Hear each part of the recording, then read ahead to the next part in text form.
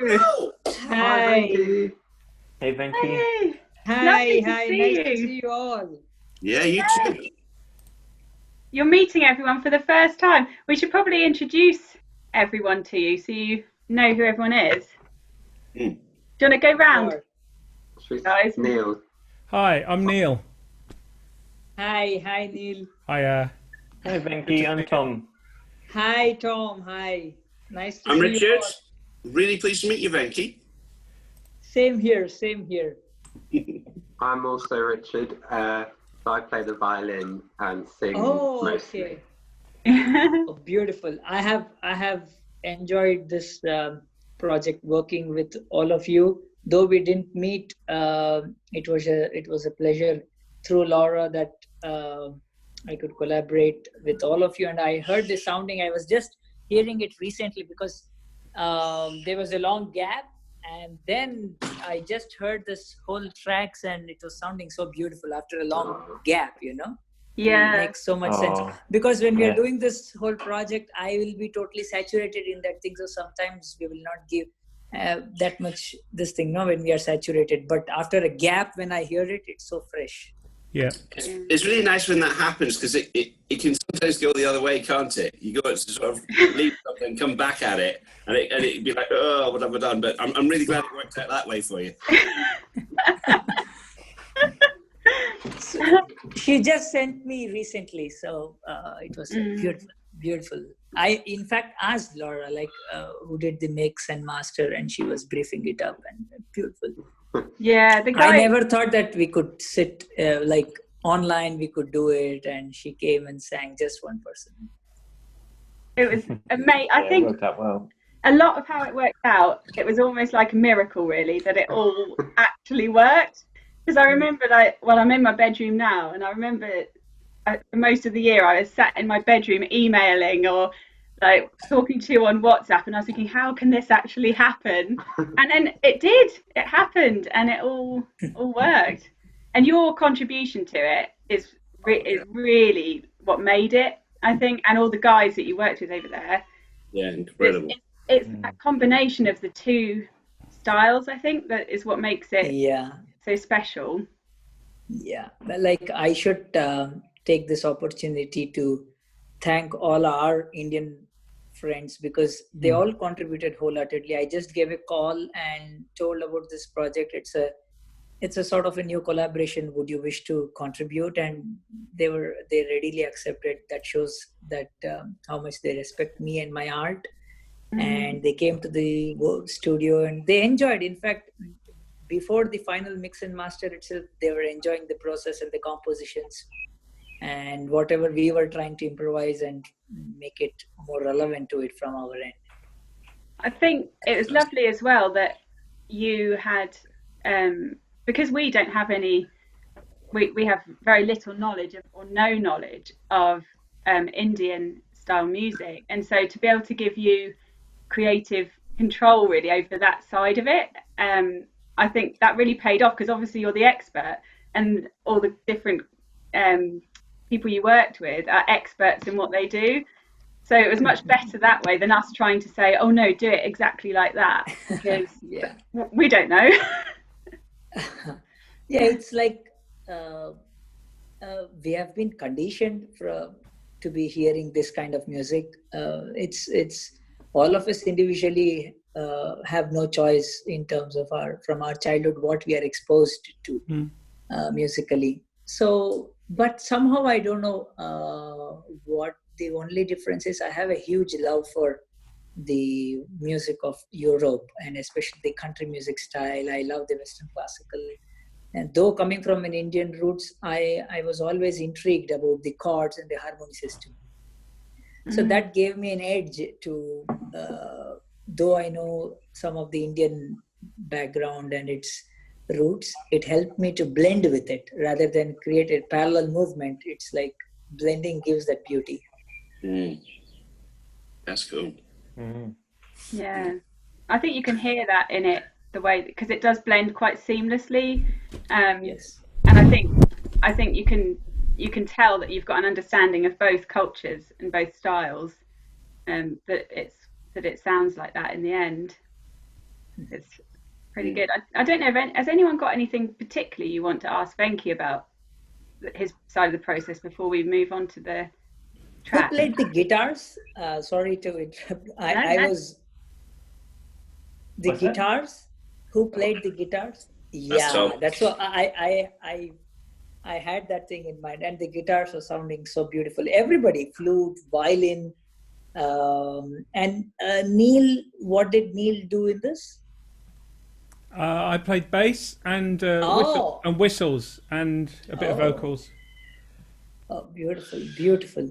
So yeah, I mean, It's really. the first we could go on to the first track maybe, Yeah, I yeah. was just which interested we were going to in- discuss was Oh, One and hang on. All, wasn't it? So I think Tom has a burning question. I wanted to know what Venky's favorite track is. oh no, Oh, it's a very difficult question. putting him on the spot now. We've all got Pick your favourite child. Like I loved all the tracks. I like it, but one track where the choir section, all the choirs join, and our boys has sung. All my good friends, they all joined. I forgot that track. Is it One and All or? No. Am I Born to Die? Am I Born to Die? Yes. Am I Born to Die somehow resonate? Not that other track doesn't resonate, but it somehow catches my heart soon. Yeah. There's so much in it, isn't there? It's you know, somebody will find something that they like in that because there's just so much stuff there. Yeah. Yeah. Well, should we go on to talking? Should we start with One and All? Yeah. Because that's got the lovely tabla all the way through. It's like shanty style. Neil, do you want to? Yeah, Do you want to kick off? I mean, just to say that I was very excited to hear Venky's tabla track, and I was amazed that you managed to create that to with no real idea of what the song sounded like, what we envisaged for it, apart from what Laura had sung to you. My singing of the fiddle parts. Yeah, which was a bit weird, but so yeah, it was early on in our recording process that I heard that track. And I thought, yeah, actually, we can do this. This will all pull together. So your tabla playing gave me the reassurance I needed that this would actually work. I think, which was great. Nice to hear. The other thing about this track is that I remember meeting Sam and Baz, the singers on the track, at St Agnes, where they come from. And teaching them the song and realizing how low Baz sung. Yeah, it's super low. It's weird. Runs away. So yeah, it was good. That was a brilliant rehearsal, wasn't it? Because we were sat in a pub garden in this beautiful sunshine overlooking the beach. Yeah. And you were teaching them how to sing that song. That was amazing. It was good. Brilliant evening. Does anyone want to add anything, or should we have a listen to the song? I reckon let's listen. Let's get it playing. Okay. Are you counting us in, Rich? Count us in and we'll all press What it's play worth. on our- What it's worth. Where are we looking? One and All, isn't it? Right. You gonna do the count in, Neil? Yeah, 1, 2, 3, 4.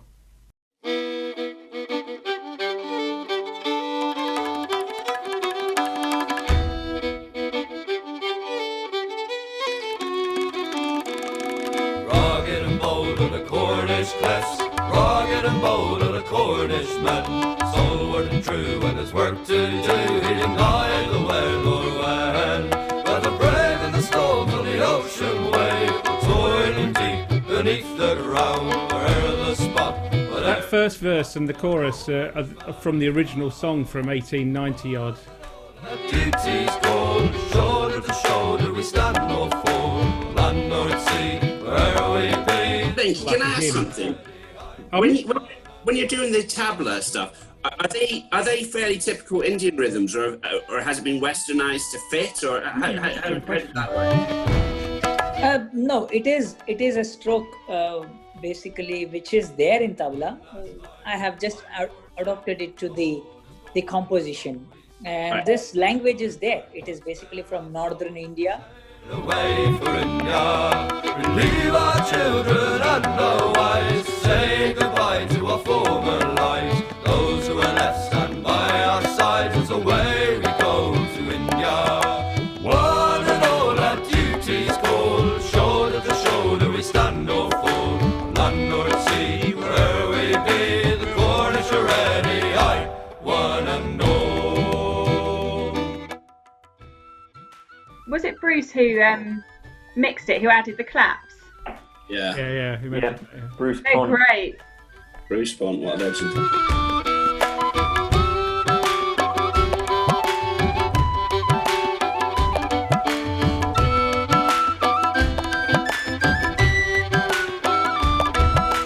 One and all our duties call, shoulder to shoulder we stand or fall. Land or sea, where we be, the Cornish are ready, aye, one and all. One and all.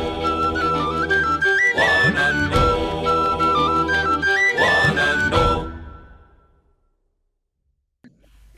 Do we go on to 10,000 Miles? Yeah, that's Which is the one with Rich and is it Harsha Ranjini? Is that the name of the girl that sang on this one? To make it into a duet with Rich. So, you want to talk about this one, Rich? Yeah.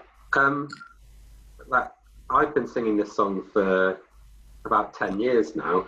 I first sung it for my final recital at university in Newcastle, and it was with a piano accordion accompaniment. And then those chords that my friend Amy came up with then informed a quartet brass arrangement of the song for an album I recorded in 2012.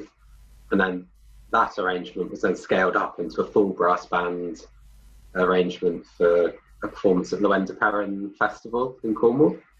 And hearing that with the full brass band, it was just incredible. And it's my favourite arrangement of the song I've ever heard, which, you know, is a bit biased perhaps, but it seems to do it justice. And I think having Harsha sing on it as well and turning it into a duet was something that I don't think's ever been done, that I've heard anyway, of this song. So yeah, a very meaningful song to me, but incredible. But because we recorded Harsha first, because of the logistics of this project, the brass band in Cornwall had to then play to a click track exactly in tempo so that it would fit with what Harsha sang, which is incredible. And how they managed to do that with a whole brass band, I don't know how they did it. There's no editing of timing in that. It's just, they got it right. That's impressive stuff, that. Because when you think of how many musicians are in a room trying to follow a conductor, and a conductor's sort of, you know, you can interpret the waving of a hand so Yeah. So yeah, that's credit to him. He had a click track. He had about 10 microphones, a couple of 3 or 4 ambients, and some individual microphones dotted around the place. We took ages setting them up.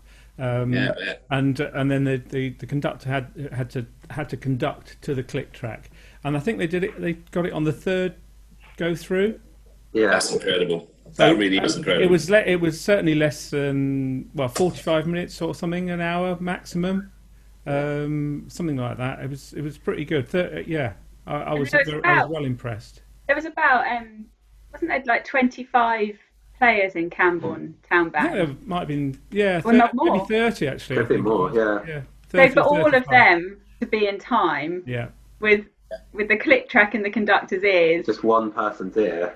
Yeah. All just following waves. That's clever. That's very good. It was very good. How did Venky? How did Harsha find recording it? Because it's quite different, I'm guessing, to what she usually sings. Yeah, actually, interestingly, she just took a couple of takes and she just finished it, and it seemed to be very natural for her in that way. Only a couple of places I had to guide her about the way of singing, you know, the placements and other things. And she has a very, very musical. She has a very strong musical sense. So she could pick it up. The moment she heard the tune, the musical part, she was already perfect. Only the lyrical part, she needed a couple of takes, and then that's it.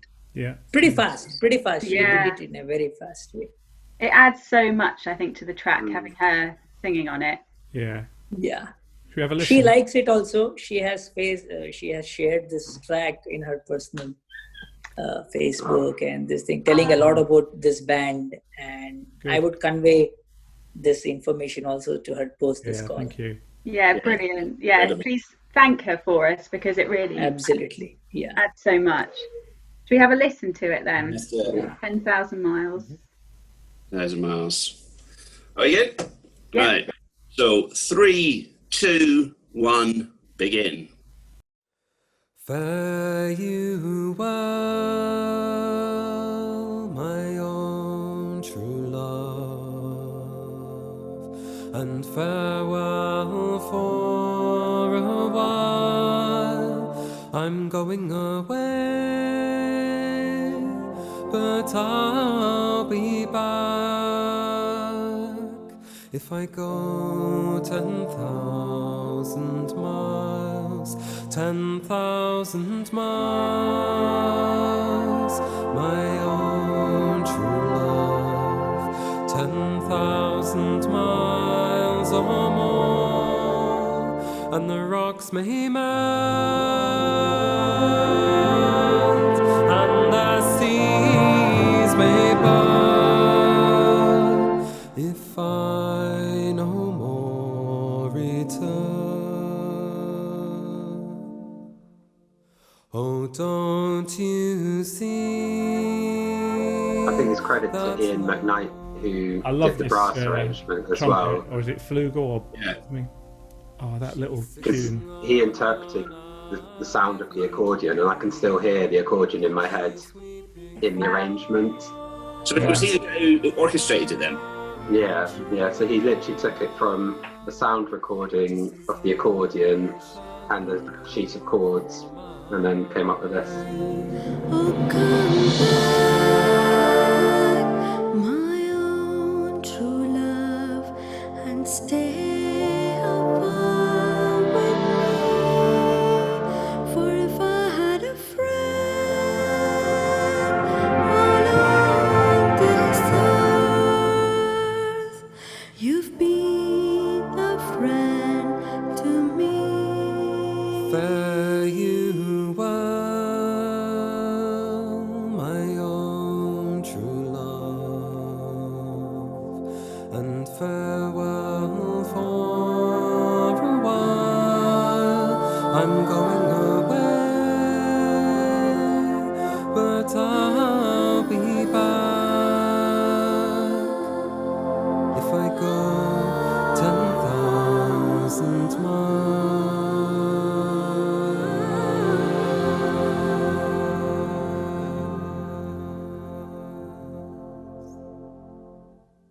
I love that little vocal tone at the end there on that Raga last. type. They're not quite a raga, but yeah, it's like Beautiful. little Love it. twiddly bits. Nice. Yeah. Is there a name for those little kind of, I don't know how you, well, Ornamentations.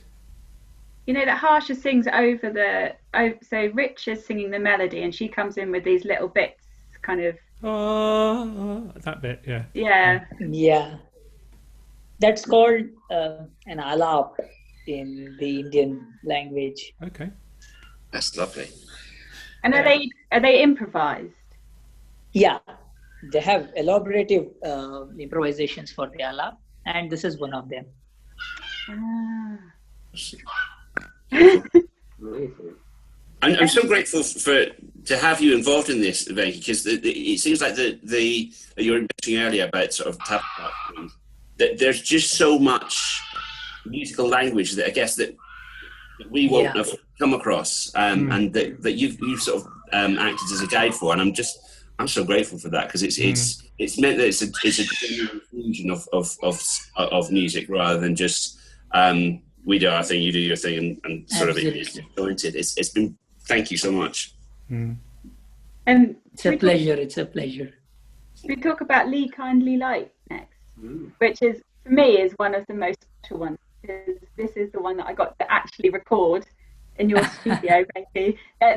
We recorded other guide tracks, but they were not for anyone to listen to because they were terrible, with me trying to sing all the different instrumental parts. This is actually recorded, and I'd been emailing Gayatri Chandrasekhar. She'd helped me write the song because it's about the role of women at KGF, and then she actually came to the studio, didn't she, and to record on it, and it was just, I remember like driving through Bangalore on the way to your studio and feeling so nervous because it was just it's just like I'd never done anything like it before. And then I walked down your road and you came out to meet me, and it was really weird because we'd spoken on like FaceTime several times. It was like I knew you, but I was in the middle of Bangalore and had never been there before. And the traffic, huge traffic. Yeah.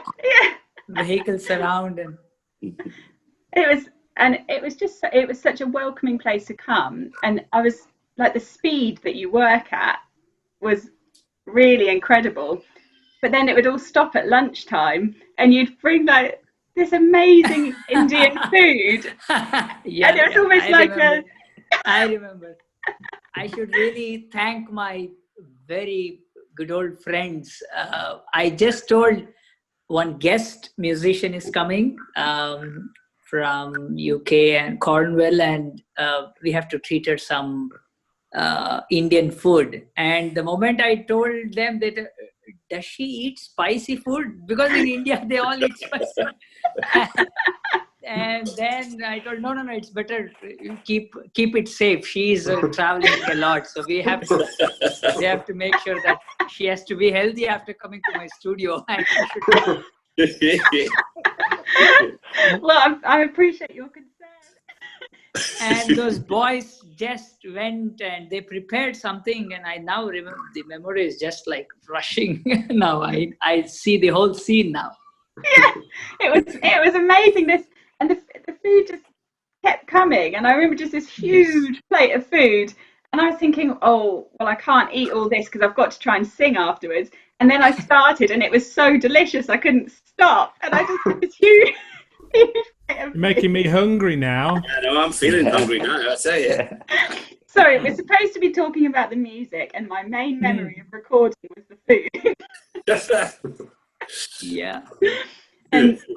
But yeah, having Gayatri come in and sing, that was really special. And when you and her were kind of, I remember you demonstrated some ideas about the kind of things, and then she would sit and work through things, and I found it really moving because I'd never heard music like that in person, and just the way it just kind of came out of you and it was brilliant. And we kept your singing in the track at the end, even though it was supposed to be only women on the track, but your singing was so amazing.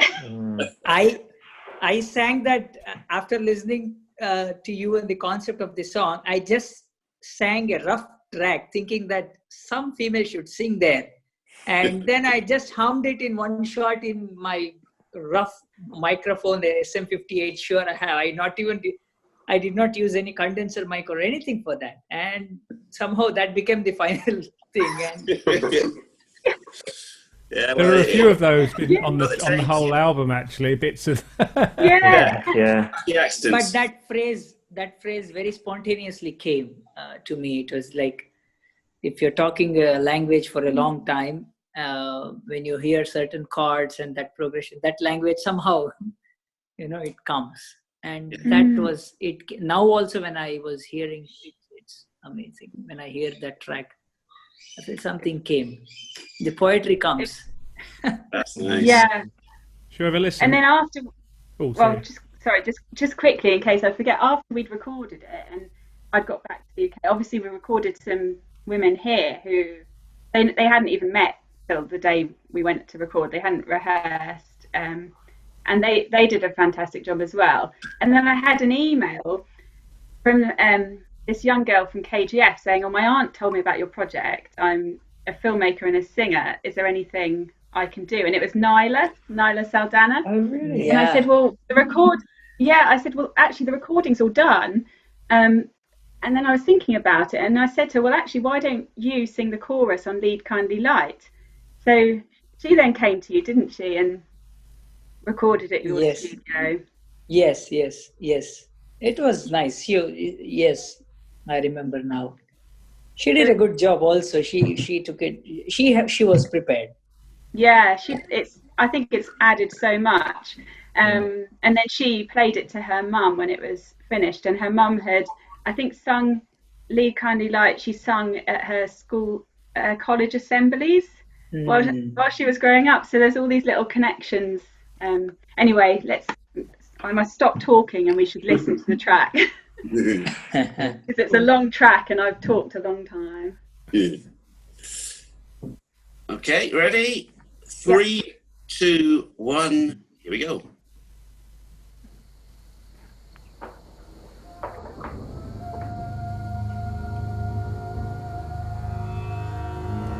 I remember the first time I heard this, just thinking, this is transporting me. This is taking me away from, I think I was in a bathroom at the time.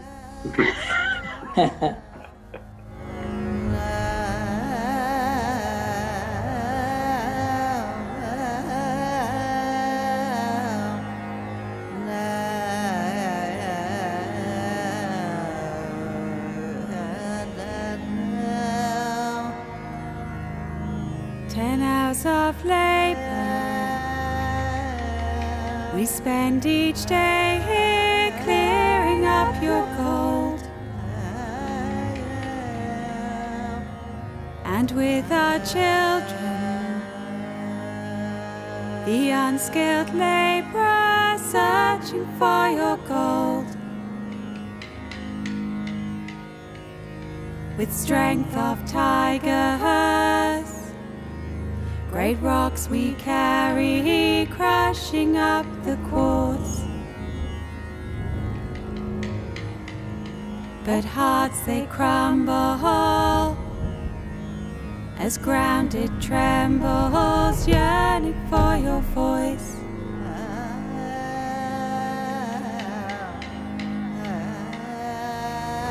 Lead kindly light amid this circling gloom, lead thou me on. The night is dark and I am far from home. I enjoyed recording like the big cinematic drum things. It's where you sort of get a really low pitched drum and a mic quite far away, and then record it several times but in different positions of the room. Every time you're adding it in, it's just adding another layer. It's really fun. The rhythms are amazing.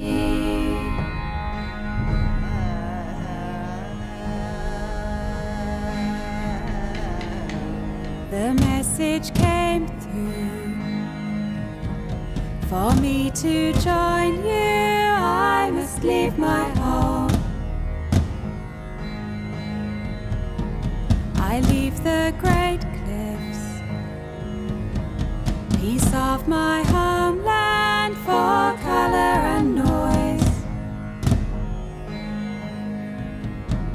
But here I find my own new kernel far across the sea. Familiar faces. I think this is what you were recording when the car from Cornwall first turned up. I think Rich was doing all the percussion when we first turned up at the chapel to record. I think so.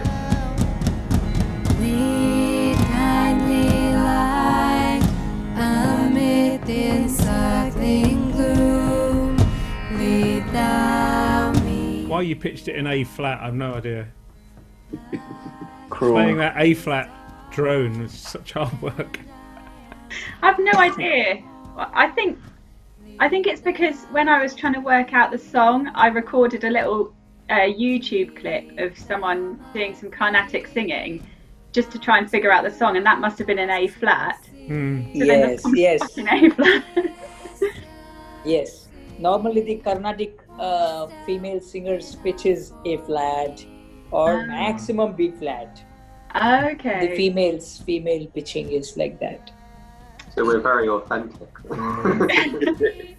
Completely deliberate. Yeah. But we carry on. I like it when you get the choir in there. It's nice. Men, women, Yes, nice. children.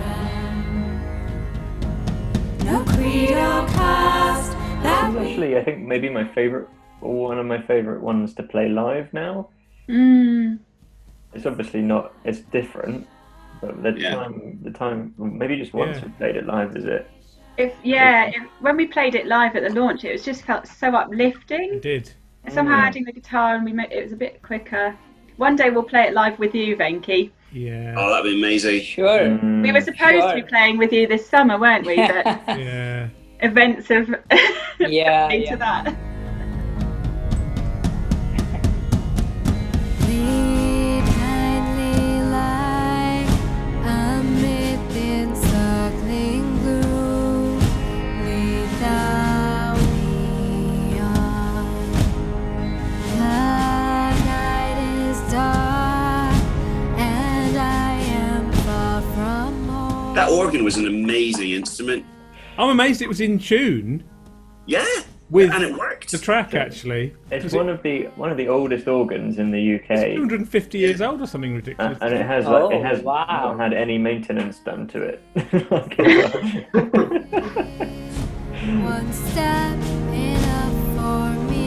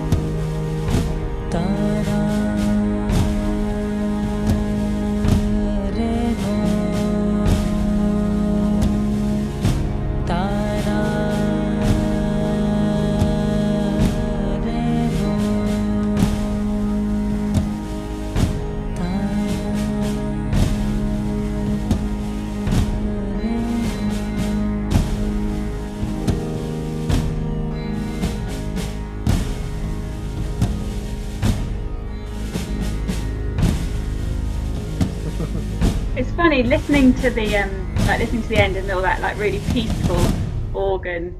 Like you'd never guess that I was in the biggest grump and drop when I was recording the organ because I couldn't figure out the chords. Yeah, they change at the end, don't they? Yeah, and it was last thing at night, wasn't it? It was like the last thing we recorded was the organ, and I was so tired and I couldn't work out those chords, and I just got more and more angry.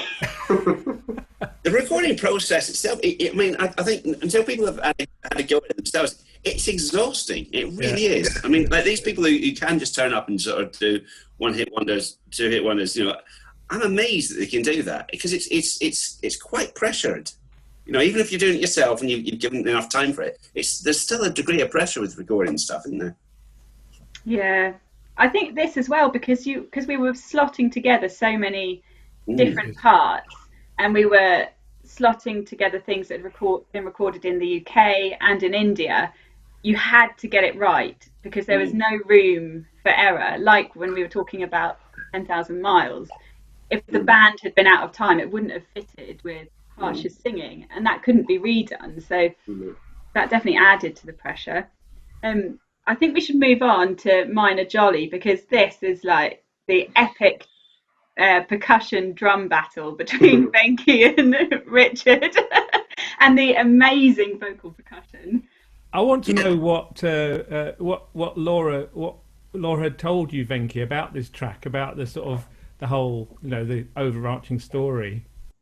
Not sure I said anything. Oh. I might not have told you anything. It was a long time ago now. It was over a year ago now. It is over a year ago, yeah. It's just you captured it brilliantly. Yeah. This was like a different kind of experience because it was running in a different. It was, I think, 2 modes of rhythms. Like it goes in 4 beats and goes to some 7 beats or something like that. Yeah, So, we 8 and did, 7.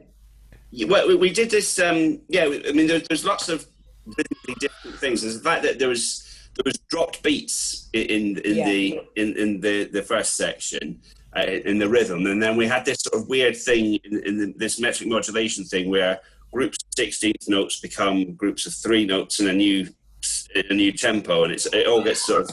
I mean, working out the maths for that just took forever, but we got there, and I reckon it's quite an interesting piece in that regard. There are so many different layers of rhythms and clever stuff. It's quite fun. I remember you being very exercised at the Seagull in Lowestoft in the trying to put this click track together. Yeah. It wasn't an easy job. It wasn't an easy job. Yeah.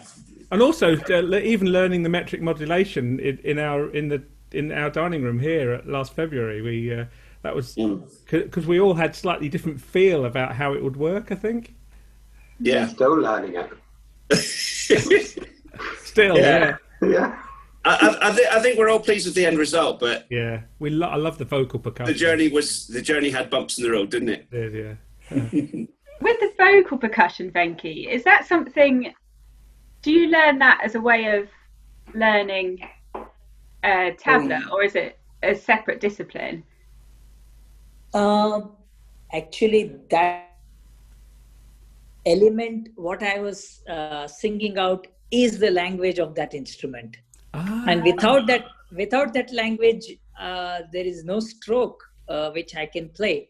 Actually, in India, there is 2 distinctive language of percussion. One is for tabla, which is predominantly from the northern part of India, and from southern part of India, it is called mridangam, where they use the percussion as a horizontal way they play it. In tabla, they play on the 2 different drums. And because of the culture, and during those times there was no Zoom or Skype, the cultures grew up in their own way. In northern part of India, the communication was less, and there was different languages spoke in different places. So those languages just evolved itself into a musical language, and ta, thin, tunna, katta, dhinagena. So it's a totally different complex, and it went into the nuances of 4 beats, 3 beats, half beats, and blah, blah. Wow. Incredible. That's so cool. That is one of the extraordinary languages. I feel so blessed and lucky because every language has its own, there is an emotional tag. There is a bad and a good. In the music, in tabla and mridangam, there is no good and bad. Only one language. It's always intense.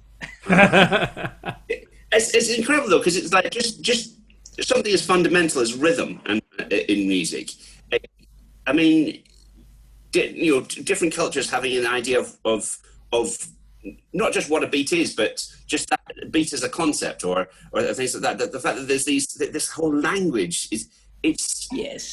it really does sort of underline the fact that however much of our lives we dedicate to music, we can only ever be scratching the surface of this global and historical. It's incredible. It's just, I feel like I'm peering over an abyss sometimes when I start thinking about it, because it's just like it's so big.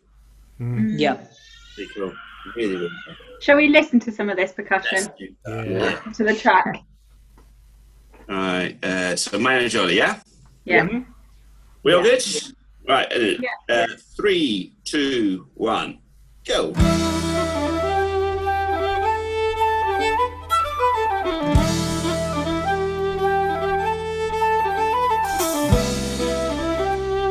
You know what you said about people that get it in one take, Richard? Yeah, this took about. Well, I don't want to admit, but there was a lot.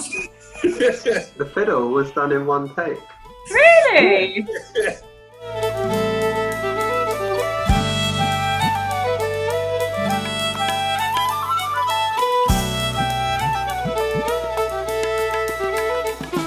The metric modulation wasn't in one take. Nor was the solo. As much as I'd love to say I've got that The under rest my... of it was, So it was all one take apart from those bits that you had to do again.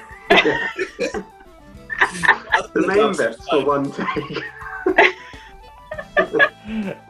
Tom, you were really strict on this track, weren't you? I think I hadn't realised that you really wanted the percussion to speak out, so that for instance, the guitar and the bass were really, really like stripped back. Oh yeah.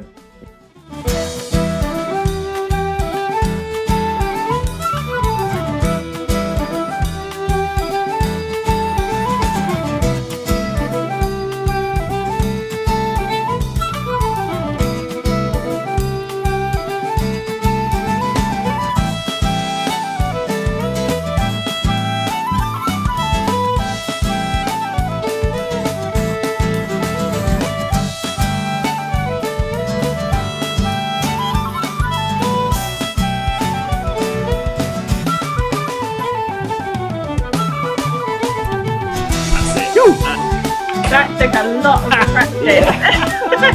Last night.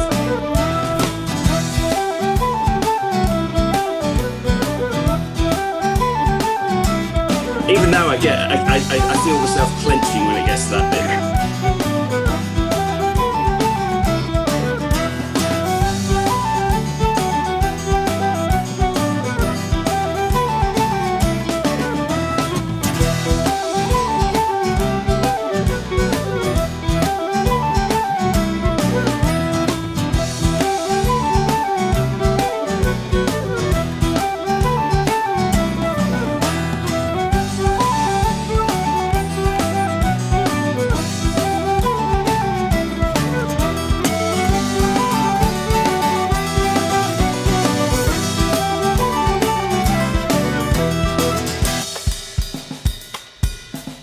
Here it is.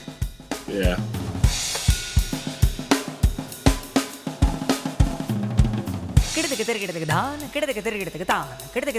It's one of my favourite moments of the album, this drum vocal percussion tabla section. Every time I play it in the car, my boys have a go at Doing the vocal percussion. Oh, You brilliant. get about 3 syllables in and that's it.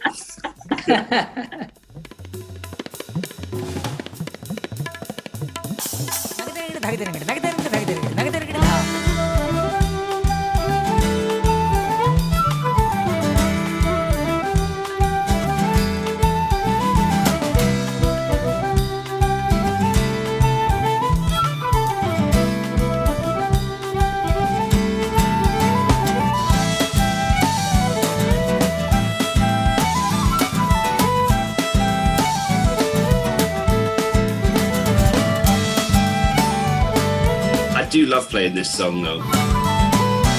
Imagine when we can do it. And the outro. That'd be amazing. One day we'll do it all together and This it'll be will be- alive.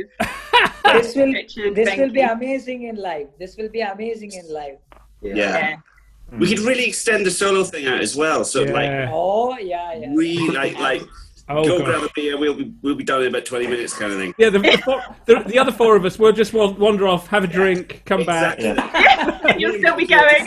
still be going. We'll just have a Who's little won? moment Nobody's ourselves. won, right? Okay. Yeah. Well, summer 2021. Let's put it in our diary. Oh gosh, yeah. That would be Hopefully, amazing.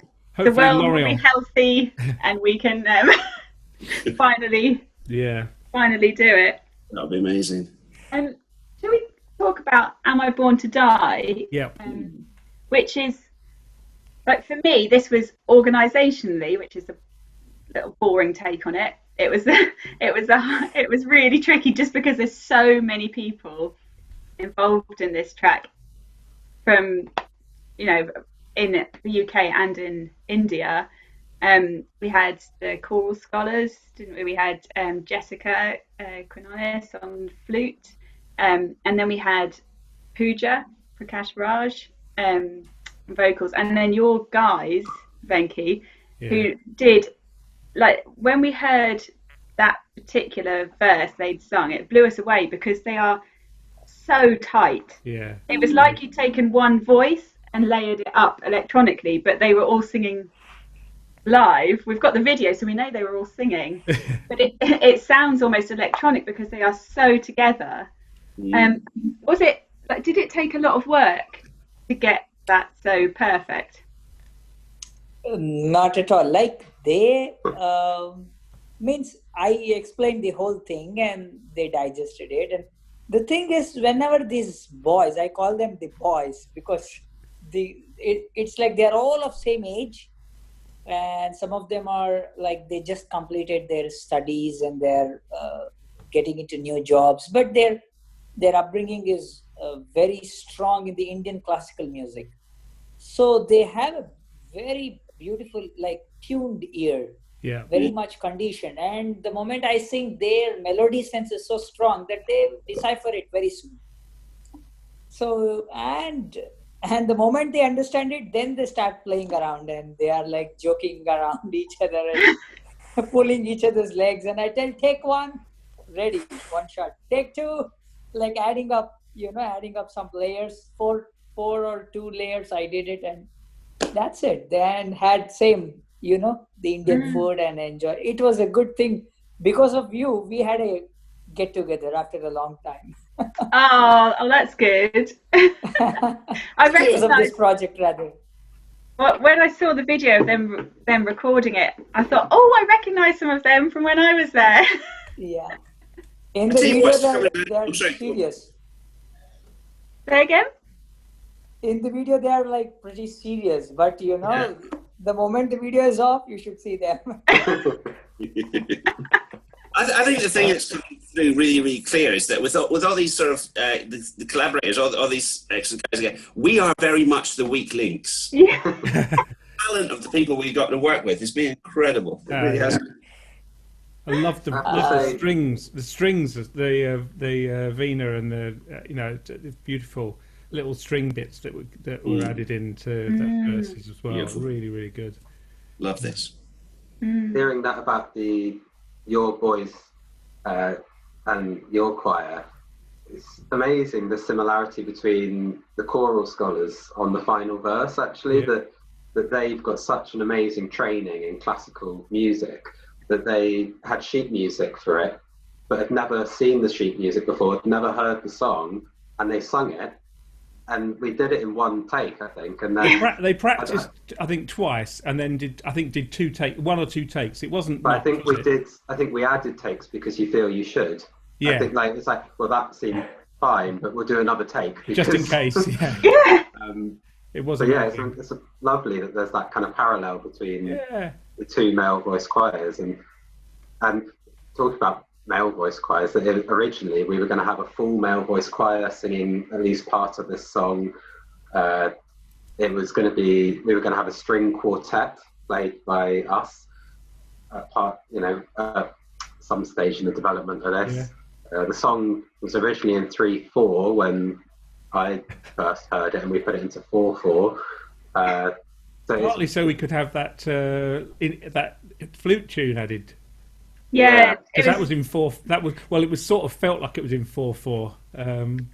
It was Dr. Sri Kumar from KGF came across an old Tamil song that he recorded, and he sent it to us, didn't he? And then you, Neil, transcribed the tune of that for Jessica to play on the flute.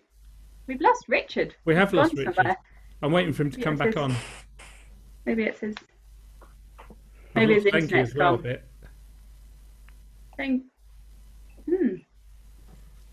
Oh no, dropping like flies. Oh no!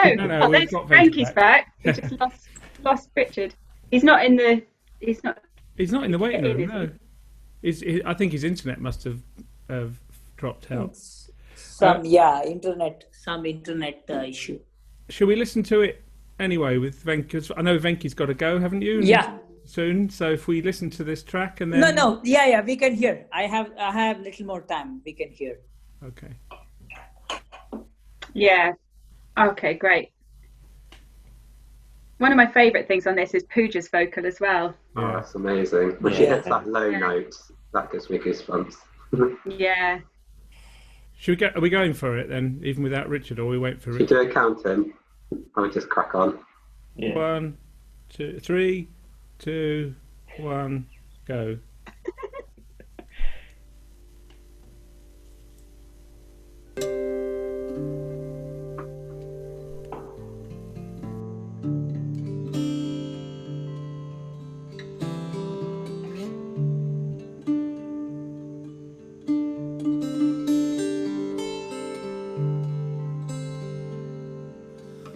And Oh, this is a bit with the manky guitar bit, isn't it? Yeah. That was with this guitar. I didn't have a proper microphone. It was just this thing. I just thought, oh yeah, do some. I wanted to send something to the others to say, would something like this be okay? So I just did it quickly and sent it over. But then it ended up making it into the end product. This is the guitars are so much like in this whole album. I want to personally compliment you that it's very clean. That's what I love about this whole thing.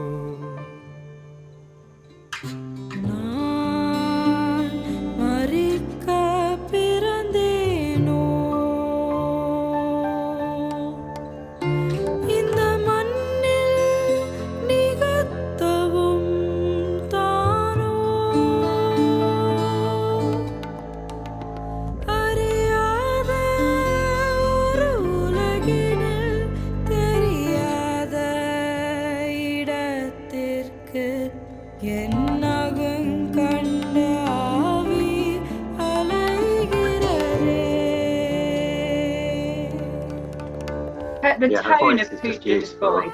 Oh, it's amazing.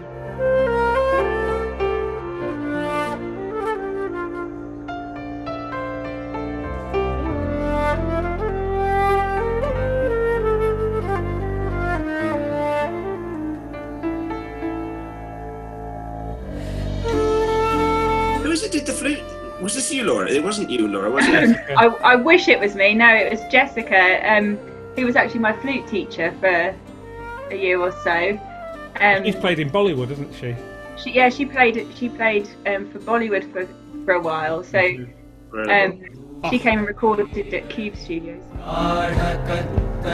Here's your boys, Venky. Yeah, they're great. Incredible.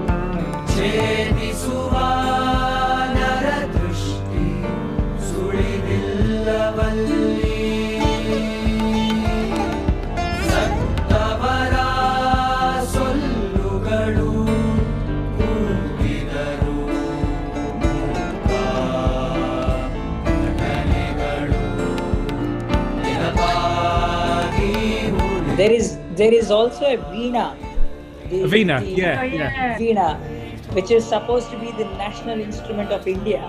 Oh really? Which is going in the background.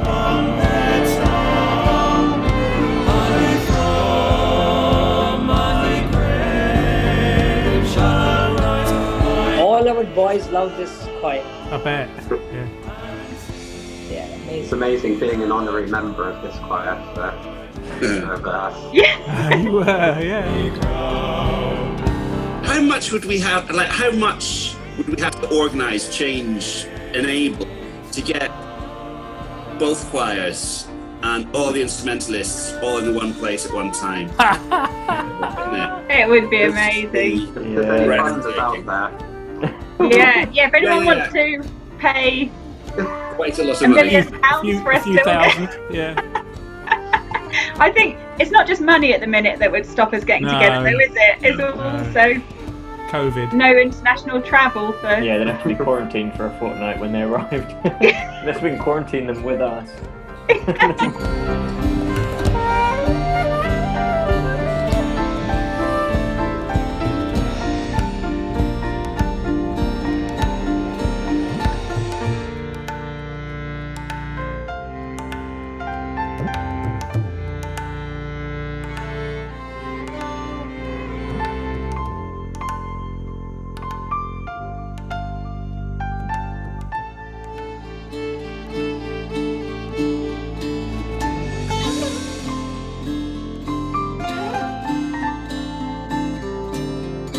These instrumental bits moved about structurally as well during the evolution of this song, didn't they? Oh, that's lovely.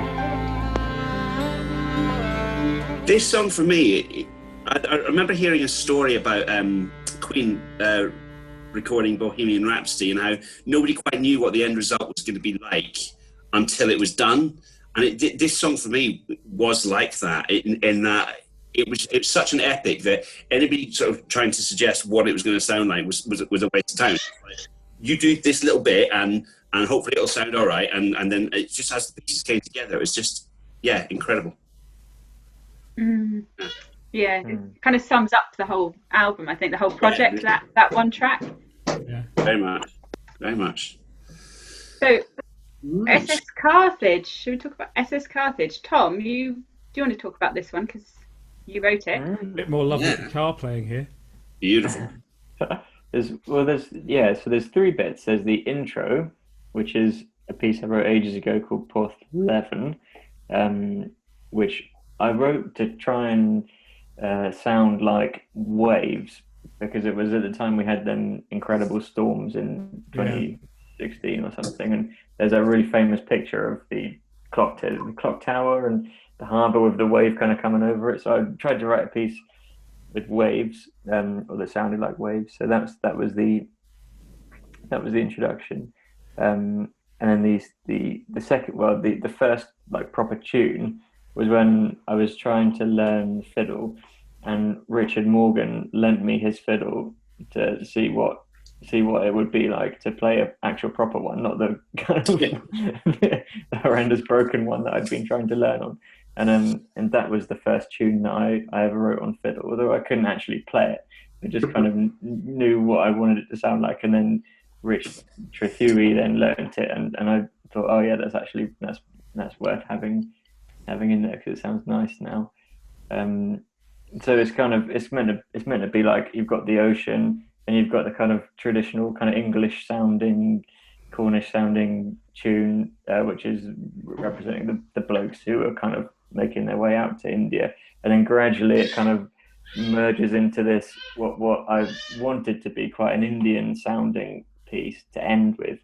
That was the plan, but I had absolutely no idea how to write anything that sounded Indian. I don't know, Venky, you can maybe give us some feedback on whether it did actually manage to sound slightly kind of Indian, the last piece. But yeah, it's amazing. It's flowing. It's blending. That's the whole point. It's blending beautifully. Yeah. It felt, to me, I thought it was a great representation of maybe the Englishman's first sort of encounter with a completely different culture, and representing Roy getting to Bombay, and just having a complete mind blown type of thing, which comes over in his letters, doesn't it? Really. So yeah, but it really sort of took wings when Neil and Rich nailed down the rhythm section, and in the first tune, because that sometimes like we all found it quite hard to get our heads around that first tune, didn't we? Yeah. It was when you guys in the Seagull Theatre in Lowestoft spent all that time nailing down the kind of doom doom doom. Yeah. It goes from 3/4 to 6/8 sort of a thing. The combination to 3/4, 6/8, and going backwards and forwards throughout the whole of that tune. Yeah, it's quite. It's another one of those ones that's it's fun to play, because it's almost needlessly tricky, but because it supports the melody, it's worth doing. It's fun doing it. I like that. Should we have a listen? Let's do it. Okay, are we ready? Yep. Yeah. 3, 2, 1, go.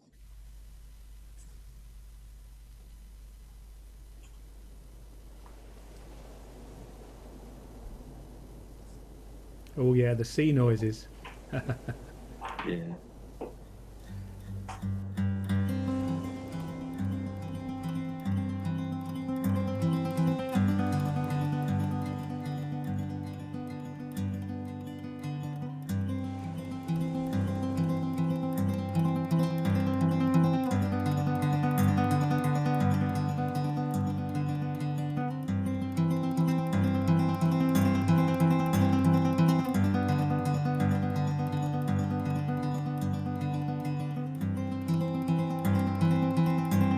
love feels this so bit. much like waves, doesn't it?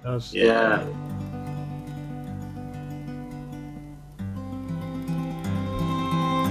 When the fiddle comes in, I think that's a lovely moment. Yeah.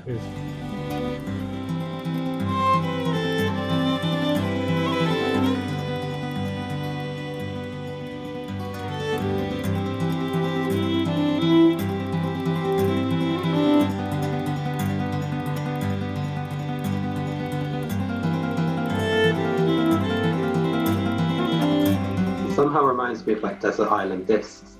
Yeah. This is really, I don't know, it takes you somewhere else.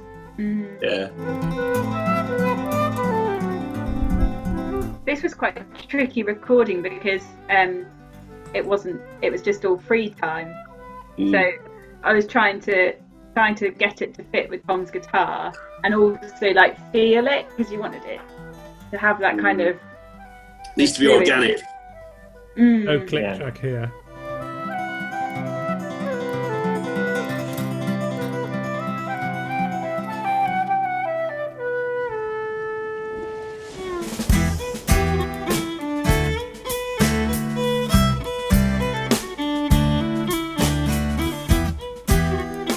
Remember, this tune was so hard to learn, and I'm not sure why really, but once I'd got it, it was so addictive, and I think we must have played it for like an hour, just constantly, like, keep going, keep going.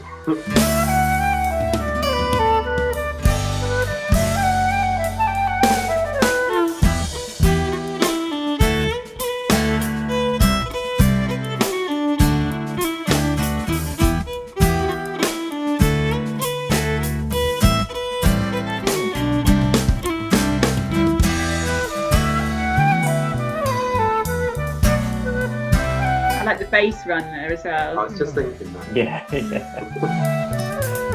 Had to fight for that.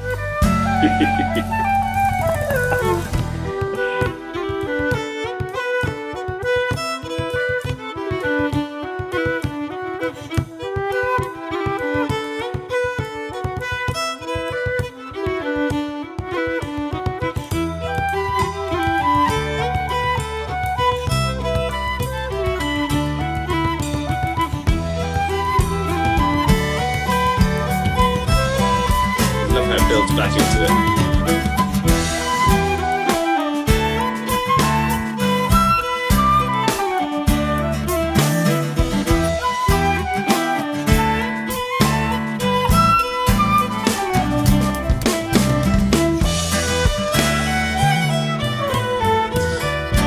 I remember us doing this, of course, on BBC Spotlight, and then totally messy because we had to edit it.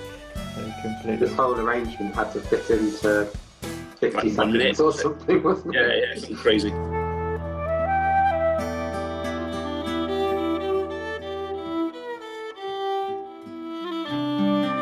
This bit was interesting, wasn't it? This was you, Richard Morgan, on the harmonium, and we knew what chord the previous bit ended on and what chord the next bit was going to start on. And we were like, I said, Richard, can you try and work out how you get from one to the other? It's a pretty desperate state when you're asking the drummer to figure out chords for a key change, isn't it?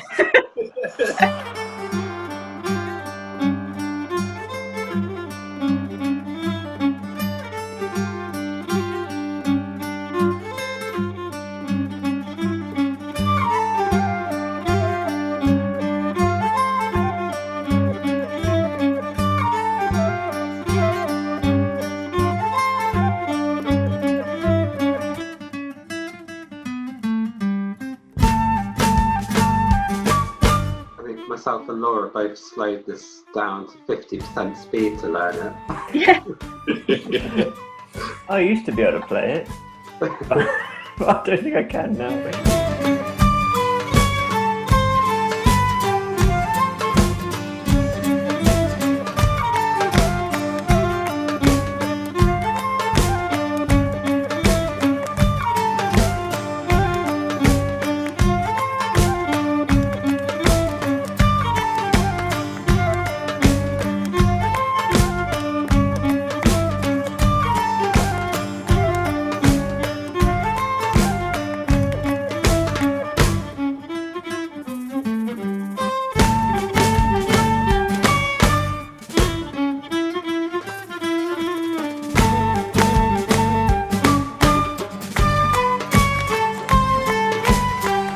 the hand claps in Rentham, or was it added later?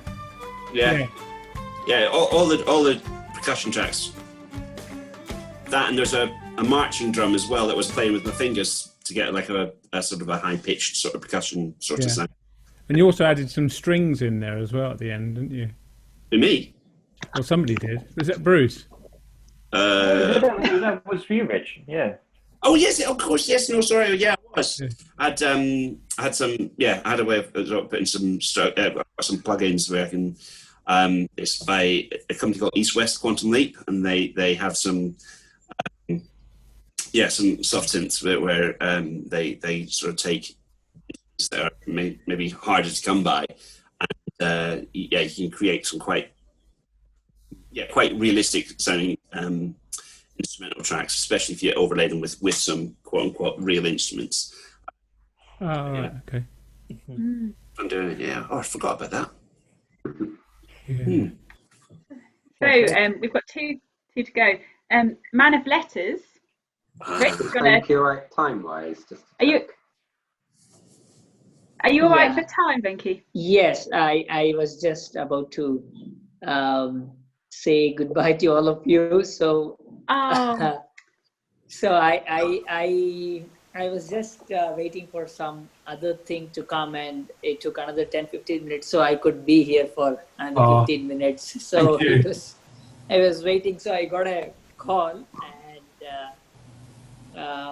but it was amazing meeting all of you. I really mean it, and really getting connected after a long time. We had not seen each other, and we have come up with such an interesting collaboration this is, and also for all of us from on behalf of all our Indian musician friends, I say thanks to all of you and the Rowan Tree Band, and wish to collaborate more and more in live also in the future. I hope this whole pandemic thing comes to one thing and settles down as early as possible, so that we can. In India, it's like still not stabilized. It's still getting, in certain parts it's high, certain parts it's low, but still it's very uncertain. We hope they tell it takes almost a year, but things are starting to slowly move, and hope we all meet soon.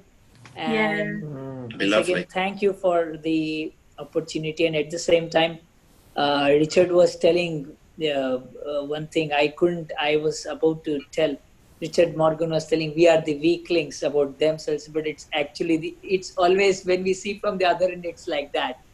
Because for an Indian to play a piano or a drum and other things, it's always difficult also. It's like doing our part best is our job, and as much as possible try to fuse and blend and exchange our joy. And that's what we try our best in whatever collaborations we are working with.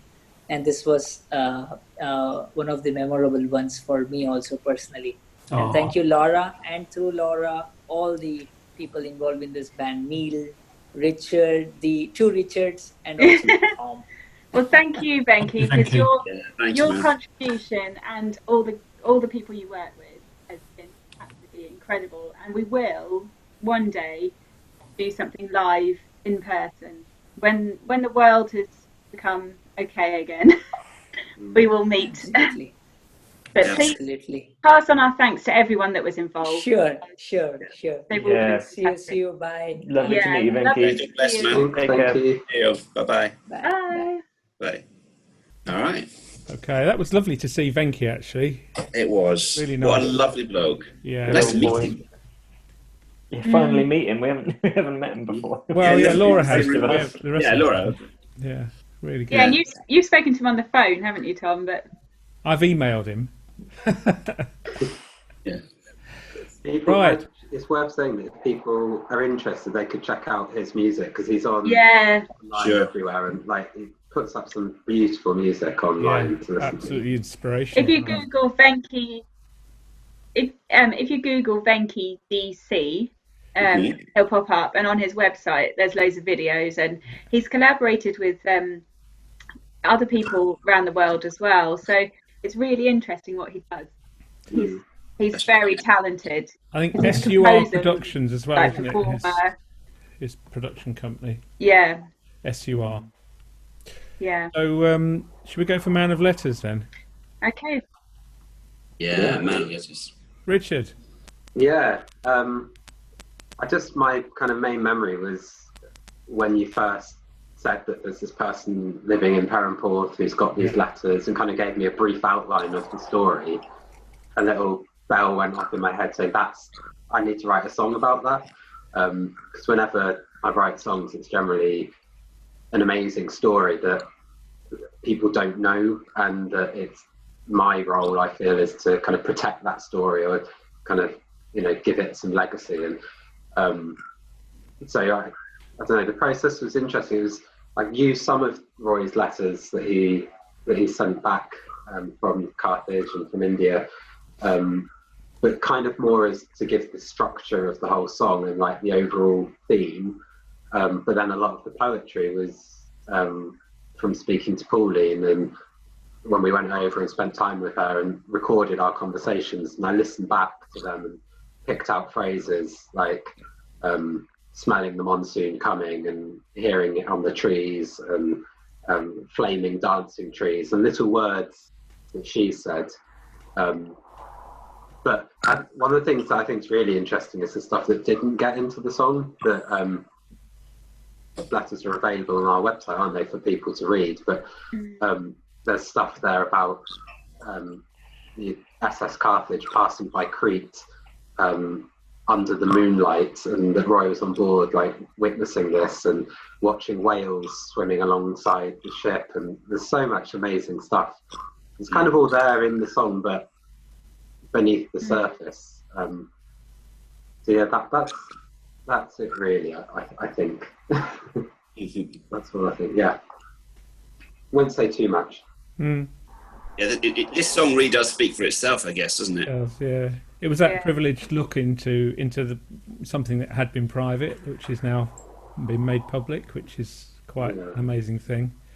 I do have some good memories of batting some of the lyrics backwards and forwards with Richard, and firming up the tune and the chords and the ending bit with him over gin, cheese, wine, all sorts of stuff in our front room. Yeah, that was good fun. And the song, we tried at least 3 different combinations, like you playing guitar, me playing sitar, and like fiddle was involved as well. Like all these different combinations to find how the song naturally fitted. Yeah. That's a great came up with. Yeah. Right, shall we listen? Yeah. Okay. Man of Letters. We ready? Yep. Yeah. 3, 2, 1, begin. I have to say this is Richard Morgan's finest work on this track. Really? With your shaky egg. Can't beat an egg, can you? No egg. I suppose you can. Get meringue. An engineer by trade, I've walked the sands of Peru, but in India I was made. I told you of our voyage, the wonders that I saw, the ship, the waves, the currents, our arrival on that shore.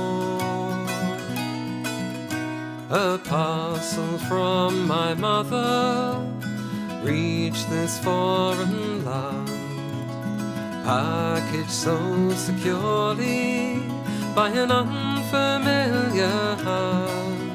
This work was not my mother's.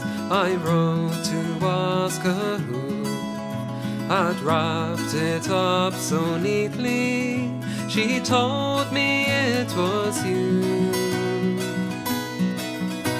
We have always walked. The original version was so high. Every time I got to it, it just sounded like a squeaky mouse. So I had to change the melody slightly. To be honest, it was lovely you taking so many takes, Law, because it meant I got a break. Yeah, and you had to be there the whole time behind the desk inside while the rest of us got to enjoy the Lounge sun. around. I developed asthma because of that, because of all the dust. I got allergies. But take as many takes as you want, I was thinking. And smell the monsoon coming, and hear it on the breeze. You wrote of all your progress, our love grew from afar. You shared with me your vision and your beloved heart. And so It didn't start as a duet. The original versions, it's all written from one perspective, but then to have two different perspectives is just so special. Apart from if I ever have to sing it solo now, I realise that I don't know half the song. We have always walked on sandy roads. Some things are meant to be. Whether Perrin or Kolar, no matter how far, yes, I know they're meant to be. It felt quite emotional singing it, and I remember the first time we went and sung it for Pauline, and that was really, really emotional because it's just such a privilege that she shared so much of her family with us. She is a very wonderful woman. Yeah. I will keep her well. I will write to her over and over and over till she knows me so well.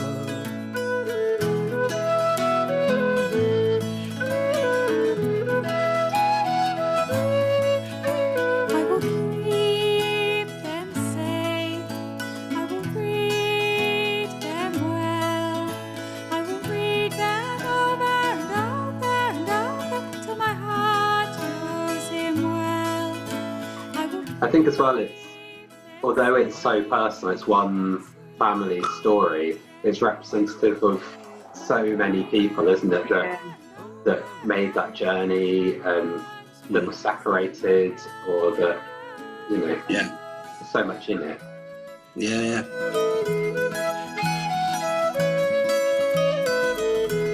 This outro was about 3 minutes long the first time we played it, wasn't it? It was. Got a bit chopped. It was great fun. It's beautiful. Diddling. It's the sort of thing that if you're doing it live and it was, and you felt like you could extend that on for as much or as little as you need to. Yeah, it's powerful. Beautiful. Beautiful. Yeah. Okay, so hang on, let me put my headphones in because I've got boys outside the door fighting. Just for a change. So the last track we're going to talk about is Treasure.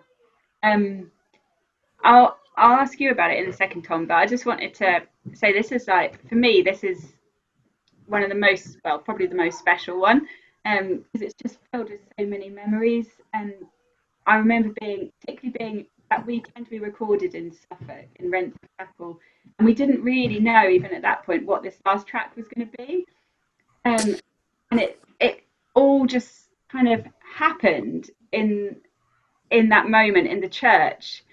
And at the same time, I was on WhatsApp and getting these voice recordings from people from KGF, people in their 90s through to people in their 20s. And standing in the middle of that church, just improvising, because so much of it is improvised, and just kind of feeling it. And then the same on the organ. I don't know. I still, when I listen to it now, it kind of it gives me the shivers, and it makes me. I don't know. There's something about it that was really kind of magical and very, very special. Anyway, now I've been a bit hippie about it. You can talk about the music. No, I absolutely agree. This was the most kind of made up on the spot tune we did, didn't we? Like, we didn't really have much to go on. There was a 5/4 tune that I'd come up with years before, some of which we used in Trezor, a song we wrote for a competition a few years ago. So we had that tune, we had a sort of spooky bit and spooky sounding bit of an idea, and then we had some voices, but they were all separate bits, and so it was only when I can remember that too, so just standing playing the tune and then Rich and Neil on whistle, all sort of playing the tune, and then Laura was at this super old organ, and when you came up with the chords that ended up going under the finished thing, that was like a kind of yes kind of moment where you just feel so pumped up because suddenly it's working really well. That was really cool. And then the only other thing I'll say about it is that the end, after all the recording had happened, we'd got all the sort of spoken bits added in, and it was all pretty much finished.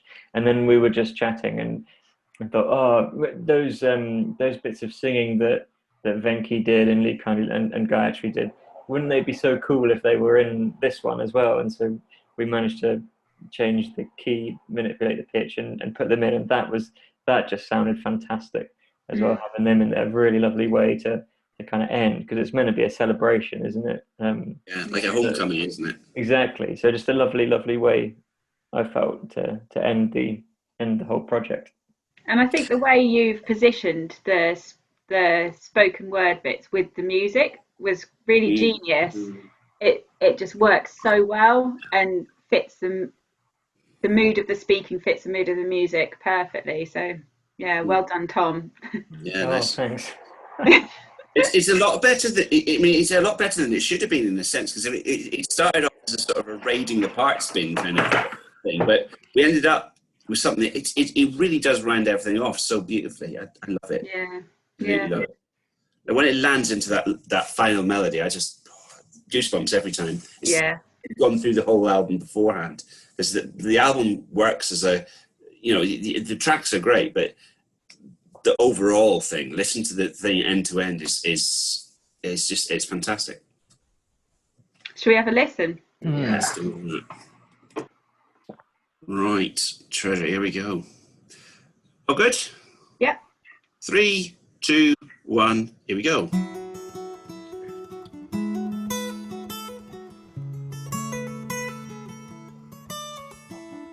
I, Edgar White, was born on the 7th of April 1924 in the Kolar gold fields, and treasure the happy memories of growing up there and witnessing the various dramatic changes, particularly the nationalization of the mining companies and the exodus of many of our friends and family, and myself and family, emigrating to the UK on the 1st of July 1959. I remember hearing that voice clip for the first time and thought, how on earth are we going to use that? It's amazing to have them there. I had a beautiful time growing up there. We were never disappointed from what KGF gave us.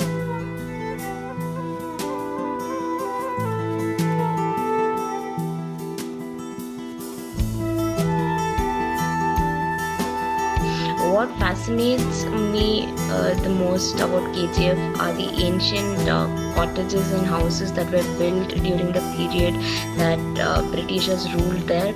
So I wish I could know all the stories behind them. I love the fact that no matter what, after all these years, I still feel the same. I love all of this stuff completely improvised. Yeah. All the melody stuff and when how it all came together. I can remember when Tom put mine and your parts together, and we'd been in the room on our own recording it, and yet they worked together. We hadn't heard each other at all. No. And yeah, that's when like Paulie said, things are meant to be sometimes. Yeah. Like this track feels like that, I think. And achieve goals in my life. All the best to the future of KGF. Chandrasekhar, Bangalore.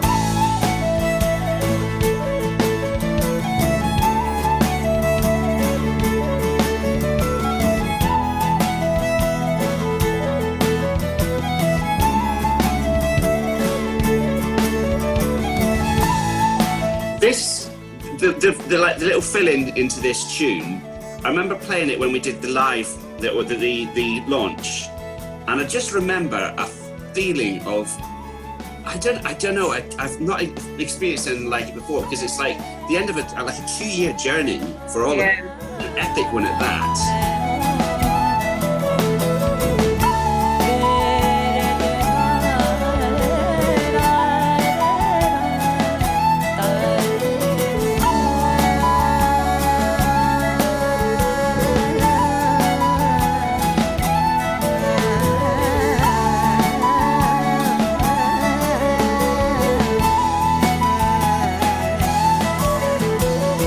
Kolar Goldfields has a unique past. Let us all unite to give it a bright future that the place deserves. Gayatri Chandrasekhar, Bengaluru.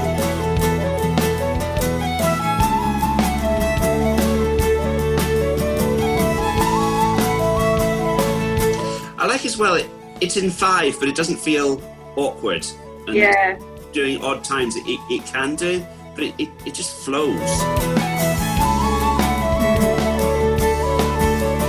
You're playing in 2 really, but you know you're playing a 2 and then a 3, so it's 1. I think that 2, gives it space. 2, You're not playing each 5 beats as a strong beat.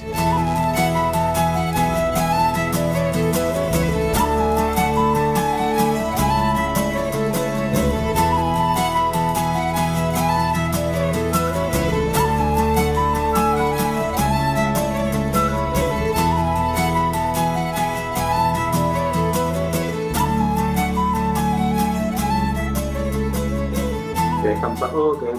Oh, that's beautiful, isn't it? It really does feel like an ending, like Yeah. I think Richard said earlier, maybe like an ending to the track, an ending to the album, an ending to the project. And because it started from, you know, just the ocean noises, doesn't it, in Carthage? Yeah. Builds up and then comes back down to this really simple, basic ending. That's incredible. Oh, It's actually quite emotional. Yeah, definitely. isn't it? Always makes me feel quite emotional, that one. Yeah. I think Such sense of achievement, I think. Yeah, and I think the fact that that the future's so uncertain at the minute. And we've got various ideas and things we've been discussing about what we can do next, how to move this forward, and we had some quite exciting plans, and then the world shut down. And like when we had a little break, we were talking about how, you know, one day we would love to be able to go and work with Venky and his his musicians at his studio, and all that seems like so difficult at the minute. So I think it's kind of like looking at everything like it's a pause. And then things will come again in, you know, whenever. I'm really grateful that we got it completed and had that really, really lovely launch party. Because that must have been like 2 weeks before everything shut down. It wasn't long, was it? Cutting it fine, wasn't it? Something like that, yeah. But that was, I think if we hadn't had that, it would have been really quite sad, because you would have had this unfinished, you know. So much work went into it. I think before we finish the listening party, we should probably say thank you to everybody everyone that played on the album, everyone that was involved behind the scenes, people like Heather and Sean in Bangalore who hosted me and you, Tom, we were there, Brendan, you know, all the guys and the musicians in India, the people that did the artwork, everything like that, because it was such a team effort, wasn't it, to put it together. And also Cornwall Chapel for having us. Yeah, definitely. Cornwall Heritage Trust and the Arts Council funding it, because it would have been absolutely impossible without funding. So friends, families and loved ones as well, for sort of letting us sort of disappear for weekends at a time and all the rest of it. That's just so much goes into something this epic. It's impossible to almost list everyone, isn't it? Yeah, you can't really list everyone. It's everyone knows who's involved, how grateful we are. Yeah. That's it. Sopper går fennis and nos benzin ni Auf ever den mitten hanast Marie free Kensin in lowen gans level fast glue Jäges da the John Oscar Soryo and Rue